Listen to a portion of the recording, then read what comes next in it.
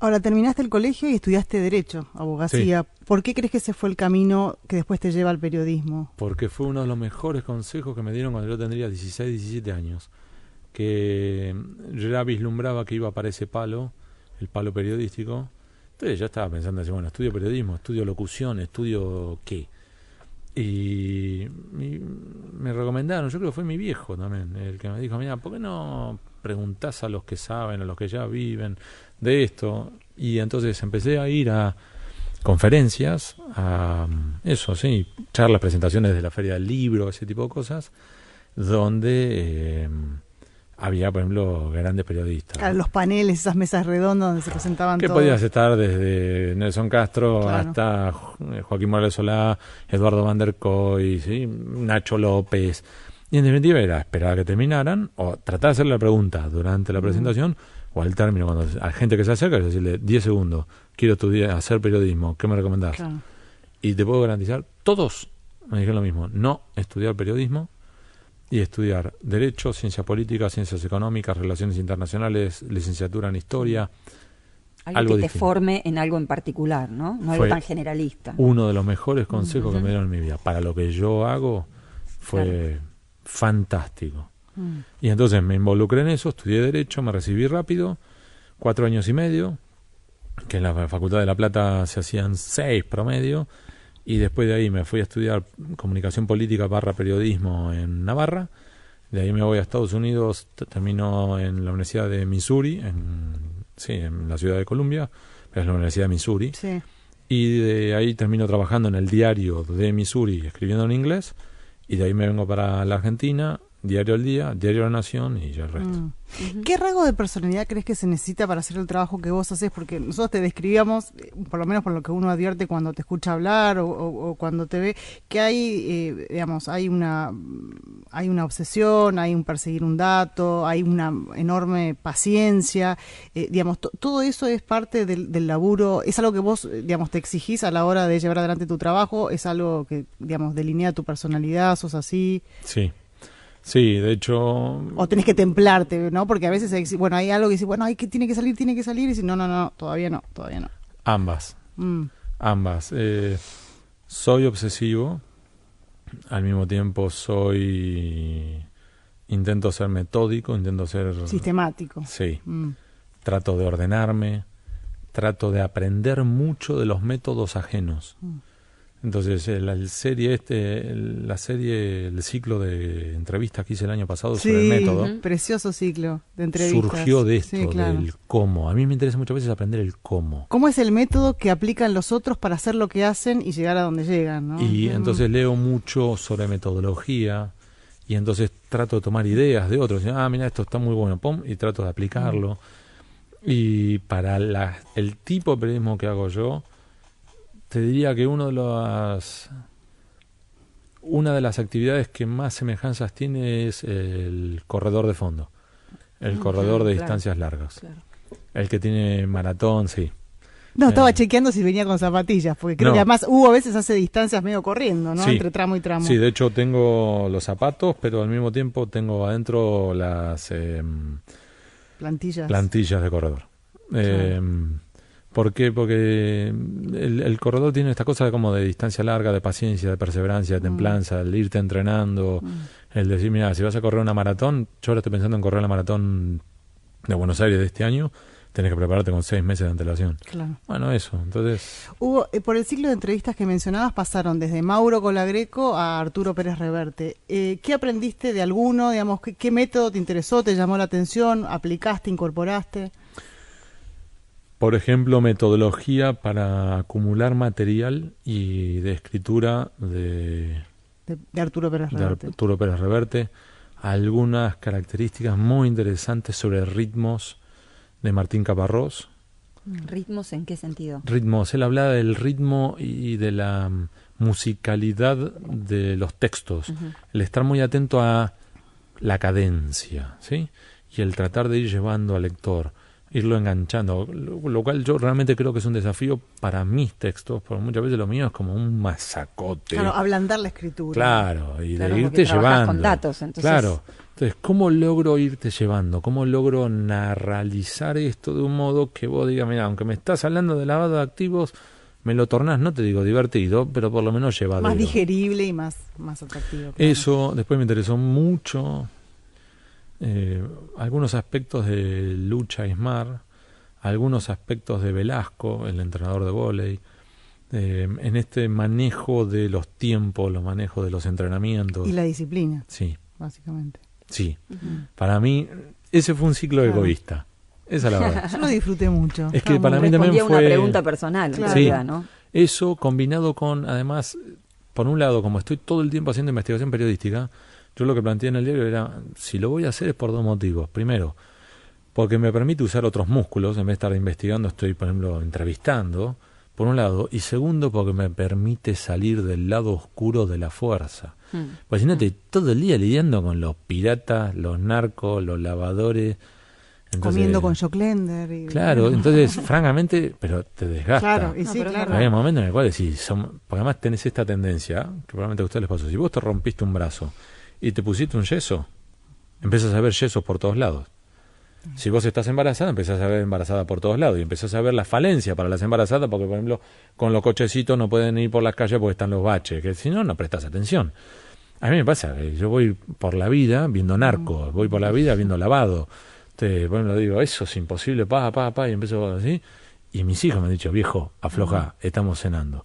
Claro. Me hace acordar a algo que leí me parece que es uno de los primeros libros, que es la dedicatoria. Viste que ahora me fijé en esta, que era, no me acuerdo ahora el nombre Beta. de tu esposa, Beta. Beta. Mi motor y mi freno. Y me parece acordar a esto que estabas hablando, ¿no? ¿Cómo Sí. es esta doble velocidad o esta necesidad de que te den impulso y a la vez que alguien te frene? Porque ¿hasta dónde podés llegar si no? ¿Te perdés? Me paso de rosca, por un lado, entonces he tenido que ir aprendiendo y todavía cometo errores sobre cuándo frenar.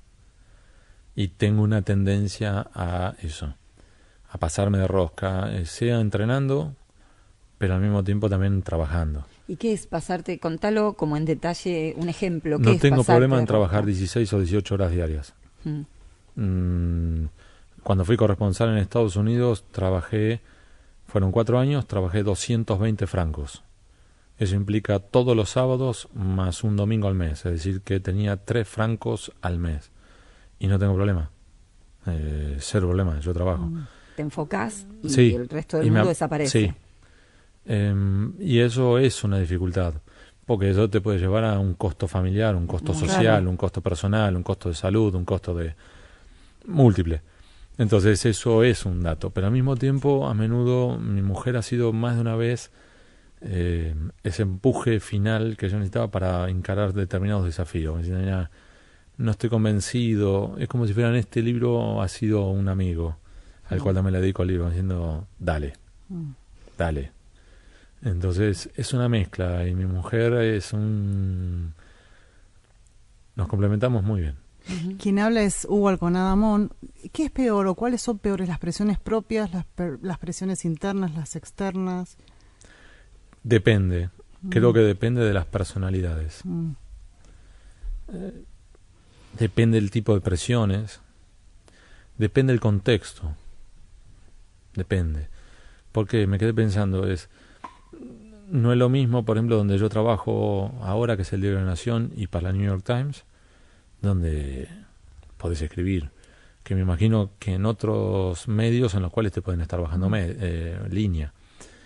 No es lo mismo, por ejemplo, presiones de un empresario, sí, que tengo, de banqueros, financistas, políticos, que te pueden hacer un reclamo, enviarte una carta de documento, que la que afronta, por ejemplo, Germán de los Santos, que es el corresponsal del Diario de la Nación en Rosario, donde lidia con los monos. narcos, Y con donde los ha tenido monos. amenazas, y ha Claro. tenido que Y amenazas de correrse. tipo que han Sí, sí. liquidado 200 personas en los Sí, sí. últimos 4 años. Claro, y que Claro. le han disparado a la casa de un gobernador, ¿no? Y no es lo mismo lo que puede ser eso que lo que puede ser, por ejemplo, para Gabriel de Nicola, para mí uno de los mejores periodistas del Diario de la Nación, que Chicho investiga policías corruptos.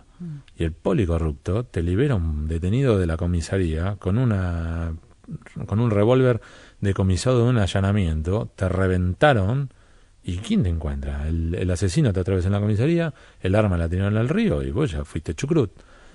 Coraje son ellos, corajudos son ellos. Corajudos son todos probablemente, ¿no? Son distintas. Por eso, y escenas, también el otro dato que por lo general suele ser como relativizado es la autocensura. Traducido al español para quienes nos están escuchando ahora es el periodista o la periodista que piensa no quiero quilombo y escribe yendo a lo seguro. Entonces escribe lo que sabe que no va a generar problema, no muchos clics, pero tampoco mucho problema, y que sabe que al mismo tiempo el editor no le va a hacer un planteo y que los dueños del diario o de la radio no le van a hacer un planteo y que en definitiva eso le permite decir, bueno, a fin de mes tengo mi salario y que al mismo tiempo me puedo ir de vacaciones, que si lo publico durante el fin de semana no me van a llamar para molestarme o para reclamarme. Claro, eso no es cautela, sino cobardía o comodidad. Autocensura. O autocensura, claro. Y a nosotros nos ha pasado en el diario, y Carlos lo sabe, textos por los cuales hay empresas que han retirado la publicidad y las he publicado y no me vanaglorio de eso, porque al mismo tiempo fue en un contexto, por ejemplo, de retiro voluntario del diario. Y hubo una empresa que retiró el equivalente a $1 millón. Y entonces publicar eso, yo sabía que se podía traducir en decir, ¿cuántos de mis amigos, si yo me hago el boludo, van a seguir laburando dentro del diario? ¿Y cuántos si yo publico esto, mañana o dentro de un mes están armando la cajita de cartón y están yendo a su casa? Ese es el verdadero dilema. Si me hago el boludo, mis amigos van a seguir tomando café conmigo en la redacción. Y ahí es donde te tiemblan los dedos. Más allá de que el periodismo obviamente es un trabajo, es también un oficio y una pasión, se ve cuando hablas de él. ¿Te pasó de desenamorarte del oficio? ¿Cómo haces para, digamos, reinventar la esperanza en que esto puede modificar cosas, en que uno interviene en la realidad, marca la agenda pública mejorando el debate público, la calidad de las políticas públicas? Creo que en nuestro oficio tenemos picos y valles. Hay momentos en los cuales yo me siento realmente muy feliz y estoy muy orgulloso, y no para vanagloriarme, pero me ha ocurrido en el pasado, incluso dentro del gobierno kirchnerista, que me llamaran ministro para decirme que iban a reformar una ley, o incluso que llamaron al entonces secretario general de redacción, Héctor D'Amico, para decirle esta ley debería llamarse la ley Alconada, porque se aprobó por lo que reveló Alconada.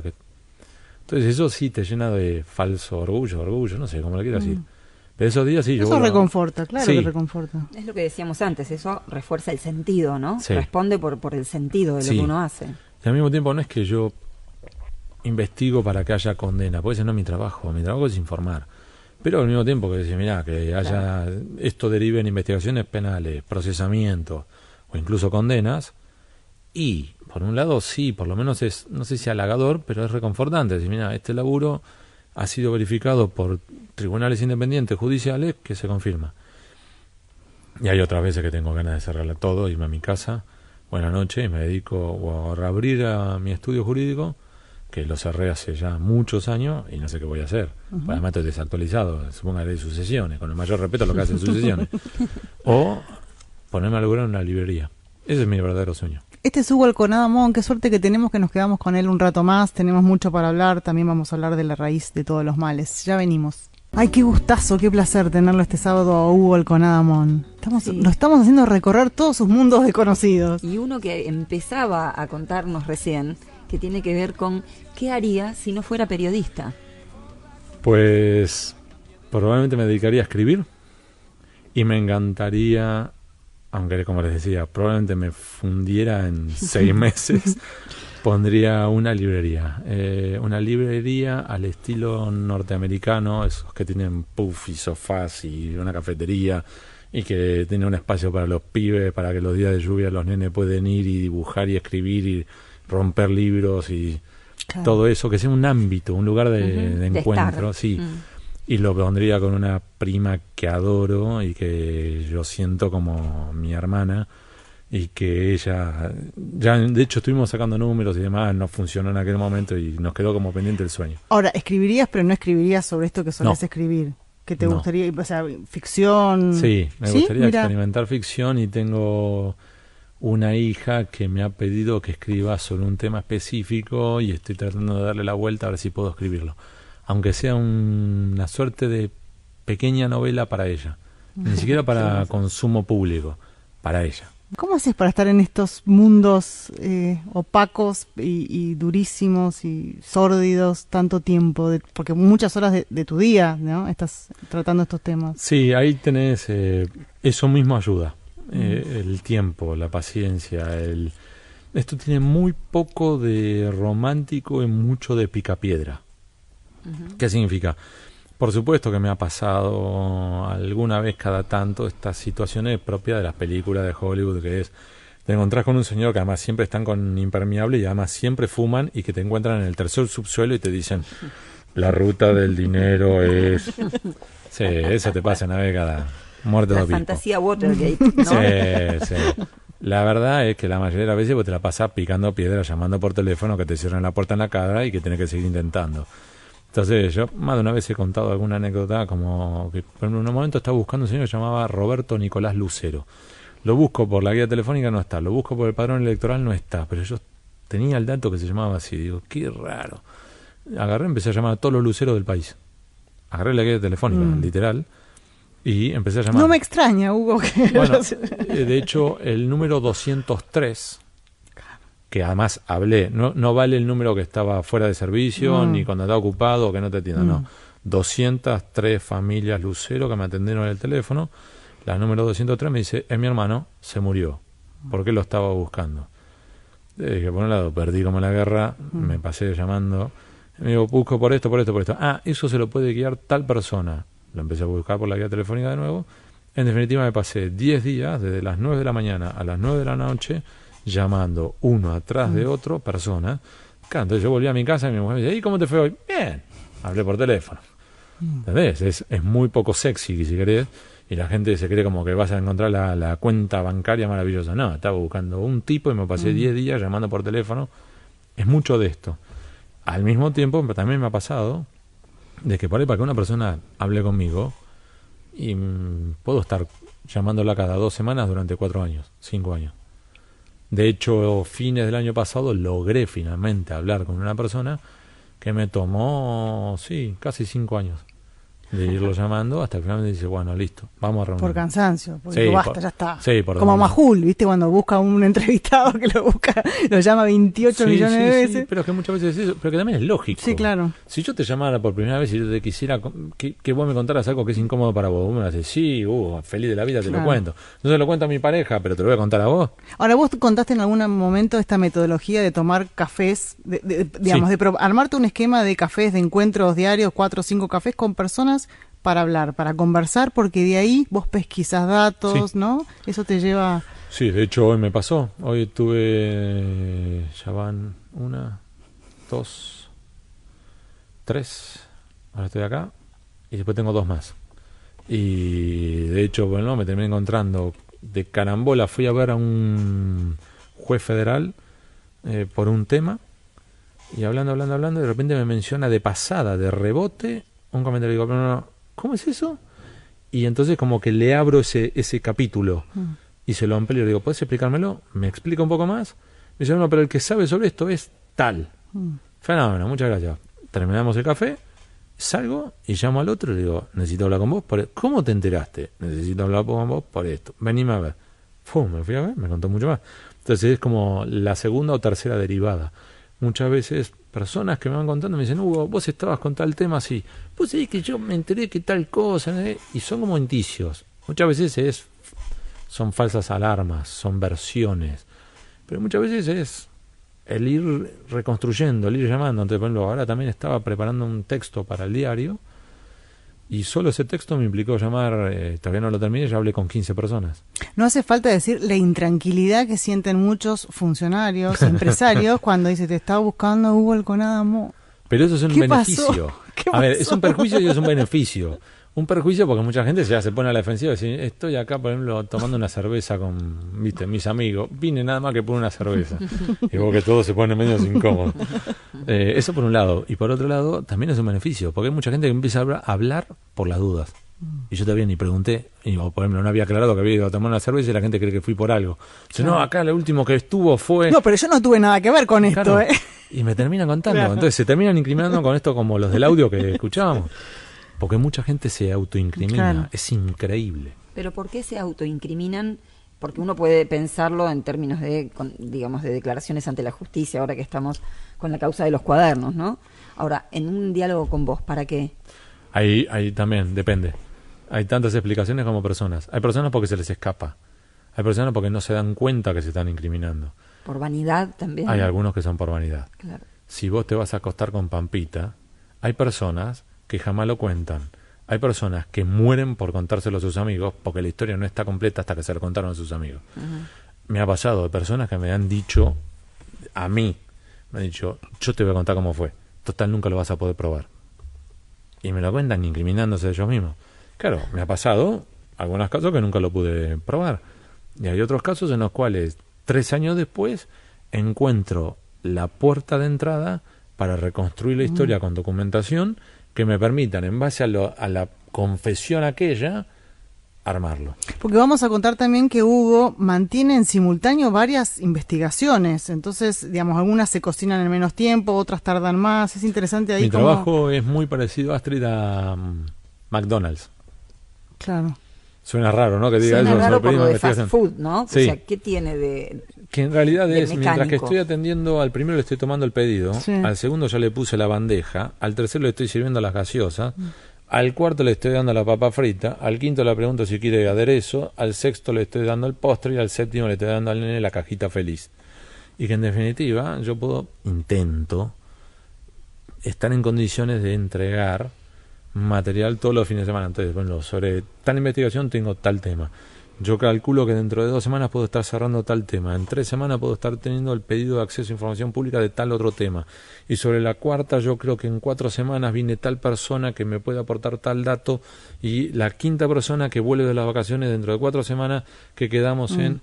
Entonces, intento, con aciertos y tropiezos, de mantener unas 20 investigaciones simultáneas en marcha. De hecho, leerlo a Hugo es como leer una novela por entregas, digamos, Claro. ¿no? Digamos, todo el tiempo hay novedades Claro, en torno después a... leemos en el libro. Y después leemos en el libro, como por ejemplo en La raíz de todos los males. Queríamos saber cómo surge este libro, por qué la necesidad de hacerlo y por qué viste ahí el pecado original. Ahí hay varias derivaciones. La primera, a menudo yo los libros los escribo, si querés, cuando choco contra una pared. ¿Y eso qué es? Como bien decían ustedes, es escribir por novelas. Entonces, hay investigaciones que las tengo completas, las cierro y publico. Por ejemplo, los 8.000 millones de Cristóbal López. Una vez que la cerré, ¡pum!, publiqué toda la historia cerrada. O los hoteles de los Kirchner, o Panama Papers, listo, está cerrado, esto es todo lo que tenemos, va. Hay otras, por el contrario, que van avanzando a medida que vas publicando. Entonces, por ejemplo, el caso Chicón es un ejemplo de esto. De Nico Viñaski publica primero, gana la primicia. Yo estaba atrás de eso también desde hacía meses, pero mi esperanza era poder cerrarla y publicar todo junto. Cuando Nico empieza a publicar, me obliga a empezar a publicar. Entonces, a su vez, eso nos lleva, competimos como animales, hoy somos buenos amigos, somos grandes amigos, y al mismo tiempo esto de ir publicando por etapas, para que lo ubiquen los oyentes, implica, por ejemplo, yo reconstruí un dato y lo pude verificar del año 2012, 11, publico, pum, algo de 2014, pum, encontré algo de 2009, pum, publico, 2015, 2008, 2007, 2009, 2014. Desde el momento en que el lector dice, para, ¿esto viene antes o después de lo que publicaste la semana pasada? Claro. Y el momento en que choco la pared, a menudo es cuando mi propio editor me dice, vení, uy, D2, para mí me dicen D2 en el diario porque escribo rápido, me dicen D2, vení acá. Y dice, me perdí, ¿me puedes explicar? Entonces digo, si ya Si mi el editor se pierde, claro. que es el que me está editando todas mis notas de investigación desde hace años, y bueno, sobre el caso Chicone iba 5 años, 4 años publicando, lo perdí, significa que mis lectores lo perdí hace 9 meses. Le digo, ahí es donde tengo que escribir este libro. Entonces, a su vez, los libros a menudo son la oportunidad que tengo de contarlo como si fuera una película. Había una vez, y colorín colorado. Contás el cuento. Y que todas las piezas entren Encastren. ordenadas, ¿no? Correcto. Que uno Entonces, entienda entiendas la figura en el tapiz. correcto. ¿No? Entonces, eso es en ese caso. Y este caso particular, para hacerlo breve, es los primeros 3 libros fueron investigaciones específicas. El caso Antonini, el caso Siemens, el caso Vudú.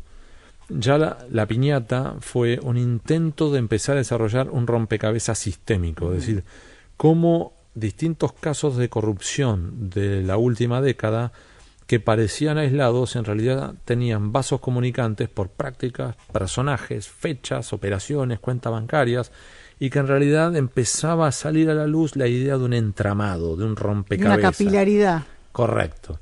Que en definitiva es mucho de lo que estamos viendo ahora, que era en definitiva un jugador que te aparecía en tal escándalo, a su vez ahora te aparece acá, y son jugadores que ahora están admitiendo que participaron en eso. Y la raíz a su vez fue la evolución de eso. Porque si la piñata intenté hacer el rompecabezas kirchnerista, la raíz es contar que hay prácticas corruptas, sistemas de corrupción y jugadores que no importa quién esté en la Casa Rosada, no importa quién esté en el gobierno, siempre se repiten. Son jugadores que están siempre. Y la idea de este libro era contar esto, de un entramado. De un entramado que no importa quién esté en el poder, ellos son el verdadero poder.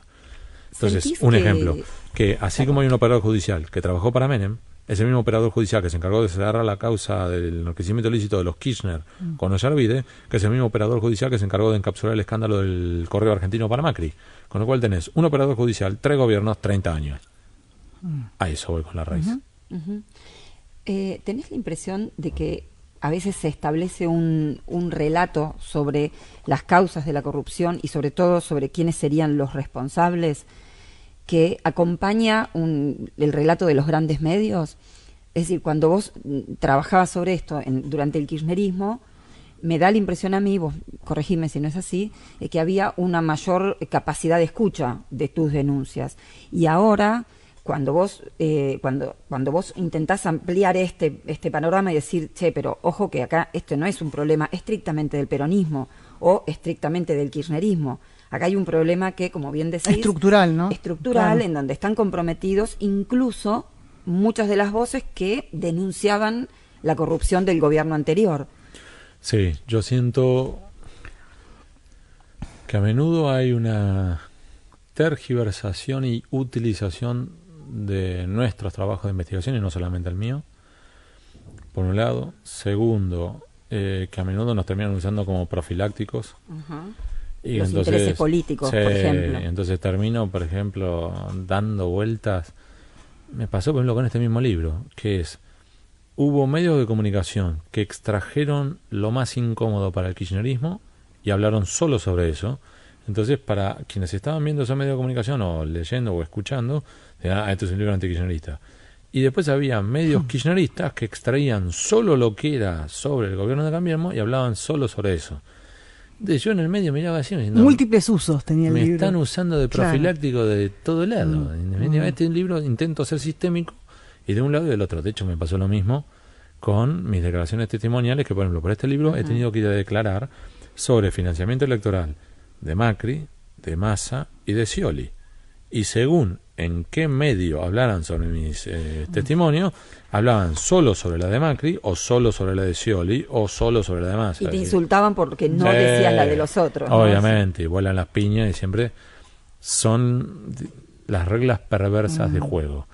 De hecho, hubo un estudio que hicieron un par de universidades nacionales con el apoyo de Amnistía Internacional que daba que soy el periodista más insultado en las redes sociales de la Argentina. Yo en joda digo que soy el Roger Federer de los insultos en Twitter, porque me pasa eso. Me ha pasado, por ejemplo, escribir en el Diario de la Nación 3 textos de idéntica longitud, 150 líneas para cada uno, sobre el financiamiento electoral de Macri, el financiamiento electoral de Scioli, el financiamiento electoral de Massa. Y además, a propósito, hacer copy-paste del arranque y el final de las 3 notas. ¿Entendés cómo dijera? La campaña electoral de Mauricio Macri gastó, según datos informados a la justicia electoral, 160 millones de pesos. Sin embargo, los datos reales muestran que habría superado los 1.000 millones. La campaña de Scioli, y la campaña de Massa. Cuando vos lo veías en el papel, se entendía que era una visión, ¿sí?, completa. En Twitter publicaba la primera y empezaban a hablar, hijo de puta, ¿por qué no escribís sobre Scioli y sobre Massa? A vos te pagan por...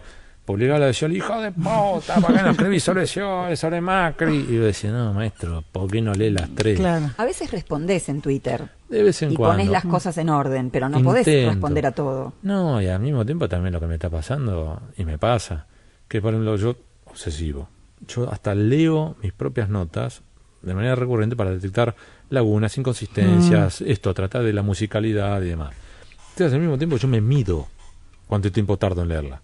Entonces incluso me he medido, decir, a ver, si yo tuiteo, cliqueo y leo la nota, ¿cuánto tiempo me toma? Entonces digo, tomo por reloj, entonces soy tan enfermo que hago eso, 6 minutos 30. Antes del minuto 6:30 ya tengo en Twitter retweets, es decir, gente que no leyó, pero aún así retuitea, likes, gente que no leyó, pero ya le está diciendo me gusta, quizá por el título, y gente que me insulta. De hecho me ha pasado gente que me critica, me decía, hija de puta, ¿para qué no tal cosa? Y yo responderé, y decía, disculpe, lo que usted me está diciendo está en el tercer párrafo de la nota. Si hubiera leído hasta el tercer párrafo, son 10 líneas, sabría que... De hecho, con cualquier nota, no propia, incluso ajena, o video que postea Hugo, mide el tiempo y dice, ¿tenés 2 minutos y medio? Y postea, me encanta eso. Y digo, sí, tengo 2 minutos, a ver qué es lo que posteó. Intento usar mucho las redes sociales, y las redes sociales son una oportunidad y también de vez en cuando un dolor de cabeza. Bueno, vos acá contás detalles espeluznantes de, bueno, lo que necesita, cuánto necesita una persona para ser un candidato a presidente, cómo un candidato a presidente puede financiar a un tercero para restarle votos a su contrincante. Estamos en un año electoral, ¿cuánto se va a gastar? ¿Qué controles va a haber? ¿No hay un debate público sobre la campaña de este año? No. ¿Qué tipo de controles? ¿Algo se modificó en este tiempo? ¿No pasó nada? Hay una expresión maravillosa de Carlos Pañi, que es, Brasil es un espejo que nos adelanta. Significa que si Brasil tiene una recesión, prepárate Argentina, porque si Brasil devalúa el real, prepárate Argentina porque te va a doler. Y si Brasil le aprueba un Bolsonaro, prepárate Argentina. Lavallato, prepárate Argentina. Yo creo que lo mismo va a pasar con las elecciones. Un gran corresponsal del Diario de la Nación, que es Alberto Mendaris, corresponsal en Brasil, lo que me contaba la otra vez cuando estuve en Río de Janeiro con él, que esta campaña presidencial en la cual salió electo Bolsonaro fue la campaña más austera de las últimas décadas en Brasil. Yo creo que lo que vamos a tener en Argentina es lo mismo. 2015 fue la campaña de los 100 millones de dólares por candidato, como piso. Yo creo que esta campaña va a ser muchísimo más austera y muchísimo más sucia. Más Yo creo austera porque están todos investigados. Creo que primero por la devaluación. Entonces, no es lo mismo 100 millones de dólares con un dólar subvaluado que primero. Segundo, por la recesión económica no hay un mango. Tercero, por algunas reformas legales. Cuarto, porque hay muchos empresarios que, al igual que en Lavallato, están desfilando por tribunales, sus cuentas están bajo la mira, con lo cual hoy el ir a pedirle por ejemplo dinero a Pablo Roca, a Eduardo Bornequian, que están Aldo desfilando Rollo, por Comodoro Pi, o están y llegan a claro. aparecer que hacen unos fondos o giro de fondo en negro y terminan complicadísimos, más complicados aún en tribunales. Con lo cual yo me imagino que si algún candidato fuera a verlo a Pablo Roca, dijera, te agradezco mucho, mi hijito, este año Paso. Pero entonces yo creo que este año además va a ser mucho más sucia, y mucho de nuestro trabajo va a ser, en vez de investigar candidatos, va a ser tratar de desentrañar qué es verdad, qué es operación, qué es ruido, qué es rumor. Sí. Y uno de los aspectos que vamos a encontrar es WhatsApp, por ejemplo, o Waze. Se van a usar ese tipo de circuitos, ni siquiera Twitter. Va a ser, digamos, aquellas redes sociales que permitan la circulación o la viralización de información por debajo de nuestros radares. Porque en Twitter vos también. Waze es si vos abrís tu propio Waze, o si vos tenés, por ejemplo, WhatsApp, te llega, porque también pasó la teoría. Me llegó un mensaje de una persona que yo adoro, y me dice, esto es posible. Era una imagen de La Baña diciendo, este hombre cobra tanta fortuna de jubilación de privilegio, lo cual era falso, y además es porque él fue el que privatizó la CFJP, y en realidad la CFJP la privatizó Kirchner con la ayuda y la idea de Vudú, no de La Baña. Entonces, en definitiva, estaba circulando pescado podrido sobre una persona que tenía un cazzo que ver. Qué interesante, ¿no? Habrá que estar muy atento. Uf. Muy atento. Hugo, bueno, ya nos contaste qué harías si no hicieras periodismo, abrirías una librería, escribirías. ¿Cómo se banca tu familia? No solamente que vos estés tan abocado al trabajo, sino en tuyo las extorsiones, los chantajes, las presiones, todo esto que conlleva el trabajo que vos haces. Tengo una muy buena familia, una familia que por supuesto que sufre, se angustia, se pone nerviosa, pero que al mismo tiempo banca. Obviamente mis viejos me dicen, mijito, es necesario, mijito, no podés aflojar un poquito, mijito, tené cuidado. Realmente se preocupan, sé que han hecho cadenas de oración, que hay infinidad de amigos de mis padres rezando. Eso por un lado. Por otro lado tengo una maravillosa mujer que se la banca, se ha bancado cada cosa, que no las pienso decir al aire, pero se ha bancado mucho. Y mis hijos son todavía relativamente chicos. ¿Cuántos chicos son? 3. Y mi mujer es psicóloga de niños y adolescentes, entonces tiene una gran inteligencia. Una inteligencia emocional superlativa, mucho más inteligente que yo. Entonces ella ha sabido cómo llevarlos. No te digo que los tengamos en una cápsula de cristal, pero sí hemos logrado preservarlos de mucho de esto. Y yo hago esfuerzos por eso. Entonces yo no hablo de mi trabajo en casa, jamás. No hablo de mi trabajo en mi casa, nunca. Ahora, todos cuando volvemos de trabajar con los chicos comentamos, hablamos, los chicos no te preguntan nada, ¿es algo explicitado? Bueno, papá no habla de su trabajo. Saben que yo no hablo, no suelen preguntar, de hecho lo que suele ocurrir ahora, ya son más grandes, que ahora vienen por los amigos de mis hijos y son ellos los que me preguntan, y mis hijos están como en la posición previa diciendo, yo no pregunté, si vas a responder es cuestión tuya con ellos. Pero me ha pasado situaciones insólitas, que vengo a estar desayunando un día, tratamos de desayunar todos juntos. Entonces un día a las 7 de la mañana, imagínate lo que es un desayuno a las 7 de la mañana, y yo estaba tomando café, y el del medio, que en ese momento tendría, ponerle 10, 11, me dice, papá, ¿a vos te van a matar? Y yo, digo, ¿qué? Dice, no, en el colegio me dicen que vos tenés unos huevos así de grandes, pero que probablemente te maten de acá a fin de mes. Digo, ¿dónde salió eso? No, bueno, papá. Entonces ahí mi mujer, muy viva, no, mira, y vuelve a acomodar las piezas en su lugar y sigue todo encaminado. Fundamental ahí el rol de Betina. Hugo, te agradecemos tanto esta conversación, esta larga y linda conversación con nosotros. Ha sido muy amable y muy generoso. Al revés, muchísimas gracias a ambas.